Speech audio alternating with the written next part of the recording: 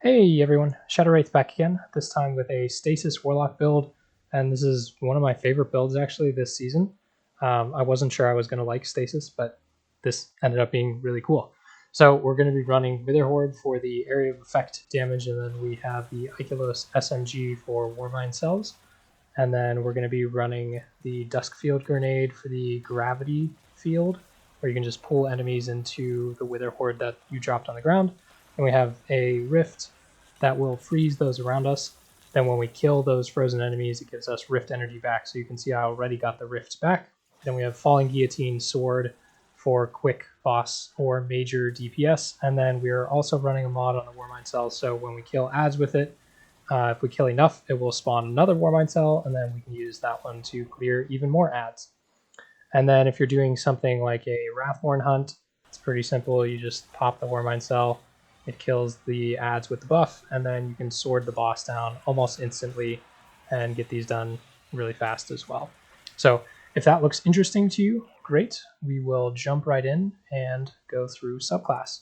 So obviously we are running the Shade Binder subclass for Stasis, and then within here we're using the Winter's Wrath Super, and then Healing Rift, Strafe Glide, but you can use whichever glide you want, Standard Penumbral Blast Melee for long range freezing, and then Dusk Field Grenade for the Gravity Field plus slowing and freezing effect. Then we have Ice Flare Bolts, where if we freeze an enemy and then kill it, it will track and freeze other enemies nearby, and then Frost Pulse, where casting the Rift will freeze enemies around us, which works really well with Whisper of Refraction.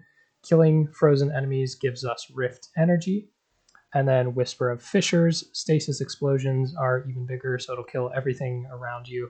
Whisper of Durance, slow, lasts longer, which gives you more time to get that ability energy from kills.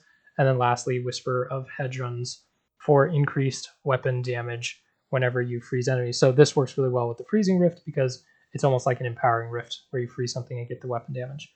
Then we're going to be using Witherhoard again for the area of effect. This is a really good exotic from last season. Highly recommend picking this up.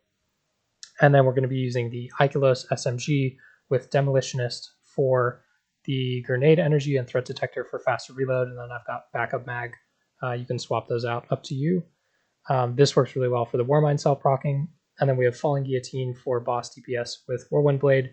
So strikes increase damage, and then Relentless Strikes give us more ammo. Swordmaster's Guard for the charge rate, and then run whatever blade you want. And I'm running Boss Spec for bosses.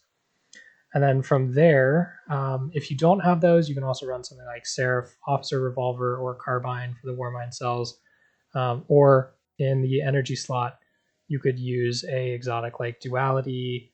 You could also use like a 7 Seraph weapon here for the Warmind cells, or even something like Cloud Strike. So you can mix and match the weapons.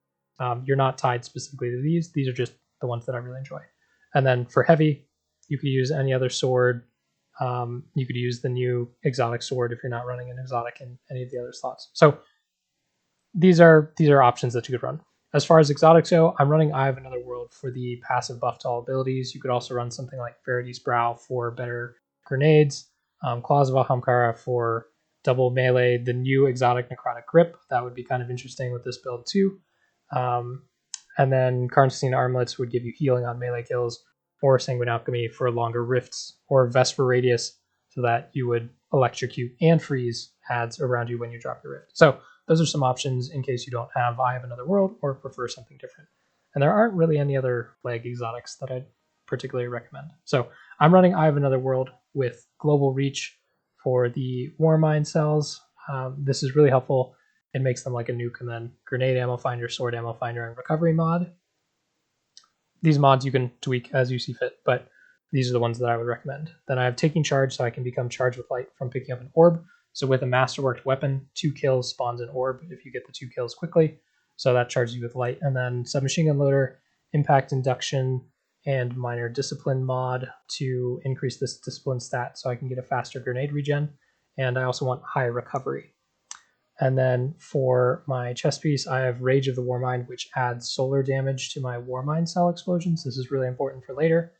Concussive Dampener for survivability, sniper damage resistance, and Discipline mod, again, for the increased grenade regen. Then for boots, I have Protective Light. While charged with light, when my shields get broken, this gives me a lot of survivability. Highly recommend trying out this mod if you have it. It's one of my favorites. And then I have Sword Ammo Scavenger and Better Already. This is a great mod because when you're sorting things, every 2 kills will spawn an orb that starts a health regen. So it's almost like a mini Devour perk. And then I also have a recovery mod here as well. And then lastly on the bond, we are running Wrath of Rasputin. This is important. Solar splash damage final blows have a chance to create Warmind cells. That's why we're using Rage of the Warmind to add solar damage to our Warmind cells, so Warmind cells can spawn more Warmind cells. Then we have Bomber for grenade cooldown and distribution for ability cooldown, and Discipline again for the grenade regen. So that's a lot to throw at you. Again, we'll jump into a strike and I'll kind of explain the thought process for what we're doing here. So when you fly in, you're gonna jump in and drop Witherhoard on the ground and then pull out your IKELOS SMG. And as long as you have the IKELOS SMG out, Witherhoard will also spawn Warmind cells with the kill stuff. So that's an important note to remember. So you pop the Warmind cell, kill a few other adds, get another Warmind cell, and then pop that and it should kill just about everything else in the room. And then in this particular area of the strike, things start to spawn at this door, so toss the Dust Field Grenade to freeze them and slow them, drop a Rift to freeze them again, and then you can see how quickly I regened my Rift energy, so heck, why not drop another one, freeze again, kill the frozen enemies, that clears them out, and then the next door opens, toss a Slow Grenade here, kill them again with a Demolitionist weapon, and then you can see the pulse chases after I kill the frozen enemy, and I've already got my Rift back and almost have my grenade back again. So now I can just charge right into the middle of everyone, drop my Freezing Rift, it gives me health regen, and it freezes everything, so I get that bonus to weapon damage. And then I take out all the adds around, everything that's frozen is giving me more Rift energy, and I already have a Rift back. Finish off the last servitor to get a Warmind cell, and then all the adds are spawning, take out the Warmind cell, kills almost all of the adds. And then again with the Duskfield Grenade, this is why I love this thing. You can fire Witherhoard, then toss a nade into the middle of it, and it sucks everything in. There's the Warmind cell, boom. Takes out everything, spawns another Warmind cell, that takes out whatever's left. And then again, you can see another Warmind cell up in the corner. So I wait for the next wave of adds to spawn. Take a little bit of time, and then some of them survived because they were behind cover, but you can take them out pretty easily as well. And then you can see again Witherhoard, because I'm holding the IKELOS SMG, Witherhoard spawns another Warmind cell. Pop that, that damages the Shriekers, finish off the Shriekers with the SMG. And then once again, I'm going to fire the Witherhoard and toss a Duskfield Nade in to suck everybody into the Witherhoard, and then finish them off, and poof, yet another Warmind cell. Jumping a little bit farther into the strike now, it's going to be the same type of deal here. Drop the Rift, freeze everything around, drop a Witherhoard, and then because the Rift is regenerating health, I can just kind of stand here without a problem.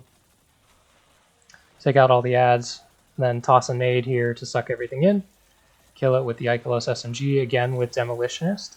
So you can see I just about have my grenade back already. And then jumping into the boss fight, same thing. Drop Witherhoard in front of a door, toss a nade, run into the middle of a bunch of adds, drop a Rift to freeze them, pop them, and when you kill them, it'll freeze more stuff.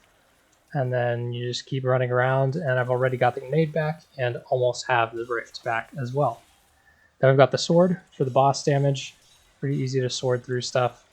Once you get the boss down, it's going to drop. And then the Warlock super is not a super high DPS super, but for ad clearing, it's great. And then for strike bosses, when they don't have a ton of health, you can pretty easily finish them off too.